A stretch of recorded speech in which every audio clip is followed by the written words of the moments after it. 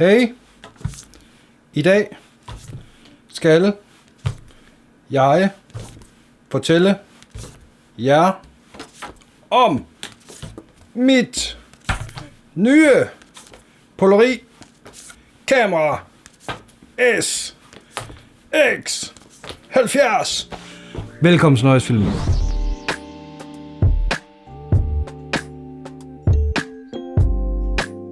Jeg har simpelthen anskaffet mig sådan et røvgammel, mega fedt kamera. Det er fra 1972 til 74, og det er simpelthen et Polaroid kamera. Jeg startede med et Polaroid 600, og blev jeg ikke særlig meget forelsket i, men så fik jeg fingrene i den her sag her. En SX70. Altså, designet i sig selv, det var nok det første, jeg blev forelsket i. At det var så fladt og så enkelt. Og så skyder det nogle fantastiske billeder. Det er ikke altid skarpt, men det er simpelthen, jeg er helt oppe at køre over det. Det er fantastisk. Det er et spejlreflekskamera. Kontra 600, det er en rangefinder, hvor at du får ikke helt det, du ser.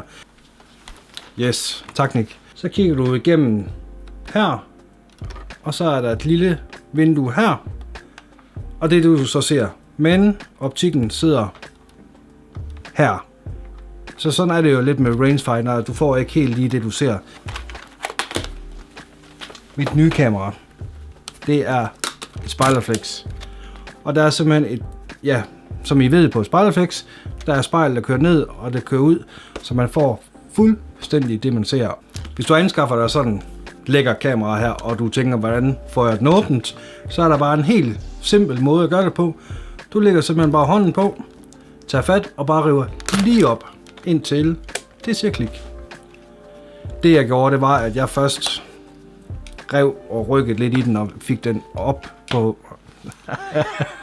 Og det kunne godt være noget andet, men det var kameraet. Det var kameraet, jeg rykkede i.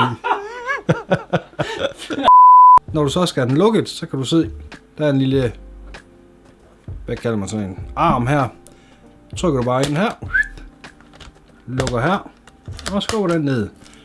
Og så passer den lige præcis ned i din kameratask, eller hvis du har en hoodie på, ind i lommen.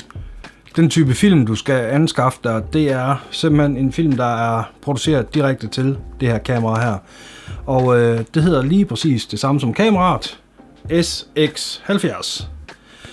Du kan også godt proppe en 600 film i, men der skal du så købe et filter, du lægger ovenpå filmkassetten, inden du propper den i kameraet, fordi det er jo en ISO 640, 600 filmen er på, så det kamera her, hvis du skyder med det, så vil det simpelthen blive alt for overbelyst. Men jeg foretrækker at købe den originale film. Den er jeg tilfreds med. Der er også Impossible. De laver sort-hvid film.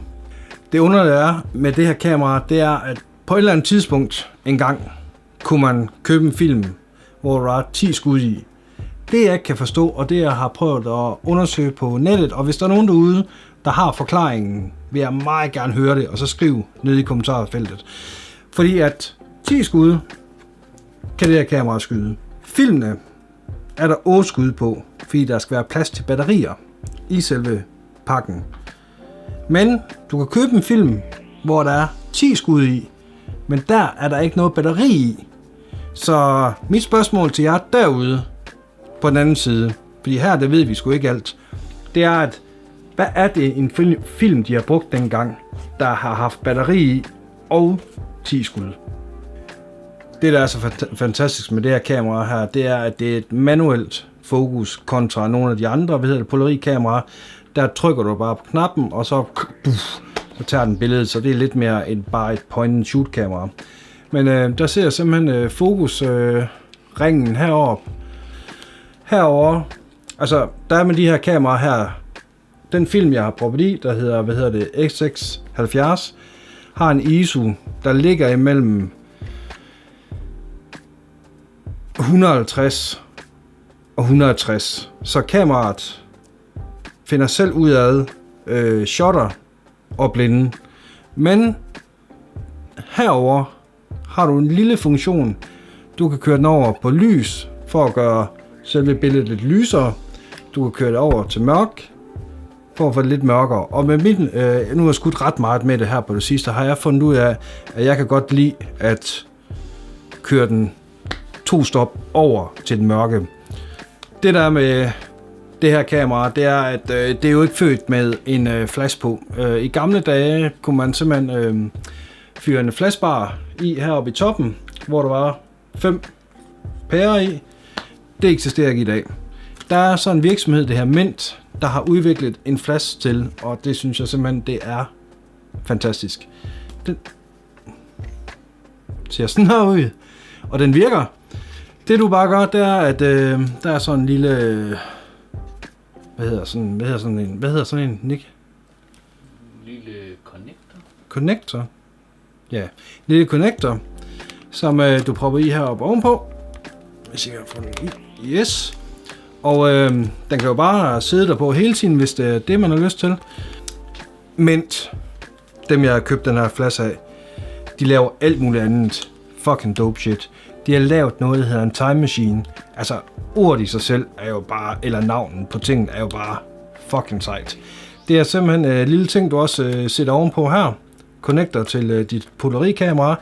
Og det den gør, det er, at du kan styre din shutterhastighed, og lige pludselig kan du bruge en lysmåler, og lige pludselig er der mange flere muligheder i at tage et fedt billede.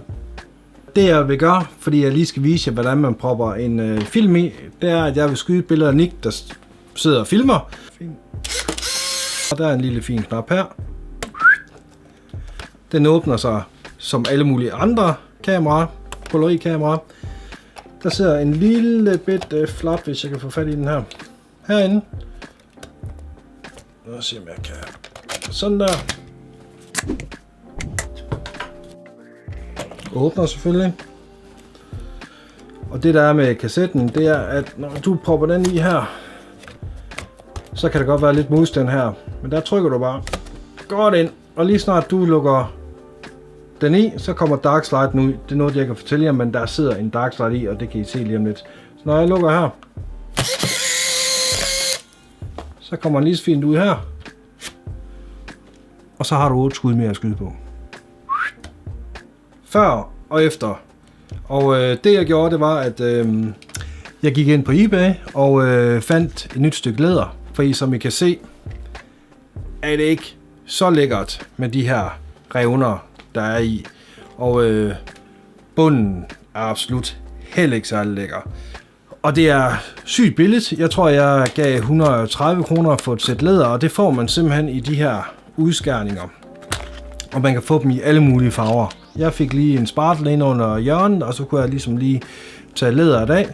Så tog jeg simpelthen noget silibang, sprøjtede lidt på, og så kunne jeg ligesom få resten af limen af. Som I kan se, så er læderet blevet rigtig fint. Det var lidt svært at få på. Der er et par stykker af jer derude, der har spurgt, hvordan jeg scanner mine polaribilleder og får dem simpelthen så klare. Det er simpelthen mega simpelt. Jeg har sådan en Epson-scanneren 550V. Og det man gør, det er, at man bibeholder bare, hvis I kender til en scanner, der er lige sådan en papplade, man lige skal have revet op af låget. Den bibeholder man. Så lægger man simpelthen bare billedet ned i højre hjørne, lukker ned og sætter scannerprogrammet til standard. Jeg håber simpelthen, at I har fået noget ud af det, og jeg håber på, at der er nogen, der kommer til at skyde noget polari, efter I har set den her video her. Jeg kommer i hvert fald ikke til at stoppe med at bruge penge på at købe alle de der film der. Så hvis jeg har nogle spørgsmål til det, så kom med en lille kommentar. Hvis ikke, så like og subscribe videoen. Og ved du hvad? Skål derude. Det er lørdag i Noise studiet i dag, så Noise film er udefra. Vi ses næste gang. Skål, Link. Det er bare her. Jeg har rigtig mange tårer.